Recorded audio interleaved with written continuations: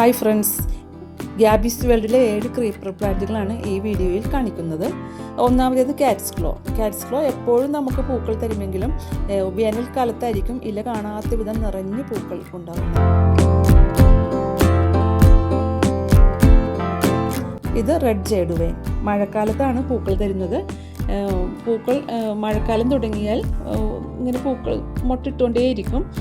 പൂക്കൾ ഒരു 3 ആഴ്ച വരെ കൊഴിയാതെ നിൽക്കും. താഴേക്ക് ഹാങ്ങിങ് ആയിട്ടാണ് പൂക്കൾ ഉണ്ടാകുന്നത്. ഇതുപോലെയൊന്നുമല്ല, ഇതിൽ നിറഞ്ഞ് പൂക്കൾ ഉണ്ടാകുന്നൊരു പ്ലാന്റ് ആണ് കേട്ടോ.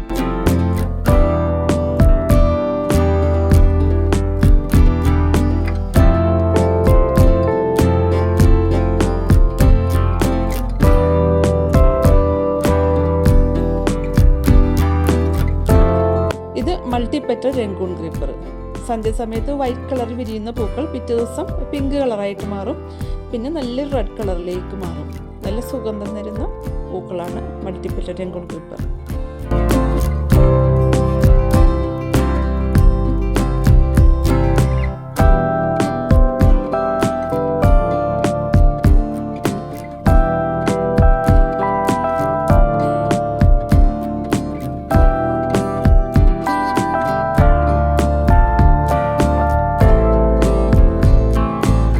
ഇത് ഗോൾഡൻ കാസ്കേഡും കോറൽ വൈനുമാണ് ഒറ്റ ഫ്രെയിമിൽ പടർത്തിയേക്കുന്ന പ്ലാന്റ്സ് ആണ് ഇത്. ഗോൾഡൻ കാസ്കേഡിൻ്റെ പ്രത്യേകത പ്ലാസ്റ്റിക് പൂക്കളെന്ന് തോന്നിക്കുന്ന രീതിയിലുള്ള പൂക്കളാണ്. താഴേക്ക് ഞണ്ടാണ് വരുന്നത്. 2 മാസം പൂക്കൾ വാടാതെ നിൽക്കും. കോറൽ വൈൻ വൈറ്റ് കളറാണ് ഇപ്പോൾ ഇതിലുള്ളത്. നമ്മുടെ കയ്യിൽ പിങ്ക് കളറും ഉണ്ട്. നിറയെ തേനീച്ചകളും ശലഭങ്ങളൊക്കെ ആകർഷിക്കുന്ന ചെടിയാണ് കോറൽ വൈൻ. കോറൽ വൈൻ ഒരു 3 ആഴ്ചയോളം പൂക്കൾ വാടാതെ നിൽക്കും. ഇത് എന്നും പൂക്കൾ തരുന്ന ചെടിയാണ്. ഓൾ സീസൺ ഫ്ലവർ പ്ലാന്റ് ആണ്.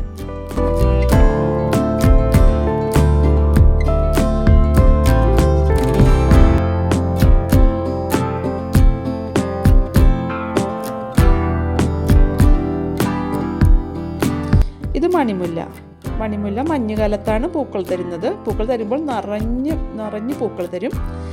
നവംബർ ലാസ്റ്റ് മുതൽ ഫെബ്രുവരി വരെ ആണ് ഇതിൽ പൂക്കൾ ഉണ്ടാകുന്നത്.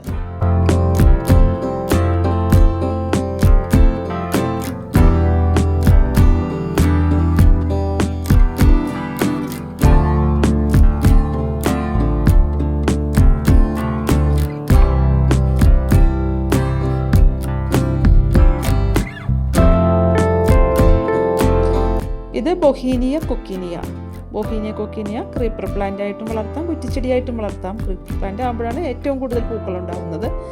മഞ്ഞ കളറിൽ വിരിയുന്ന പൂക്കൾ ലൈറ്റ് ഓറഞ്ച് കളറിലേക്ക് മാറും, പിന്നെ ഡാർക്ക് ഓറഞ്ച് കളറായി ഒരു റെഡ് കളറിലേക്ക് മാറും. 6 മാസക്കാലം ഇതിൻ്റെ പൂക്കൾ വാടാതെ നിൽക്കും.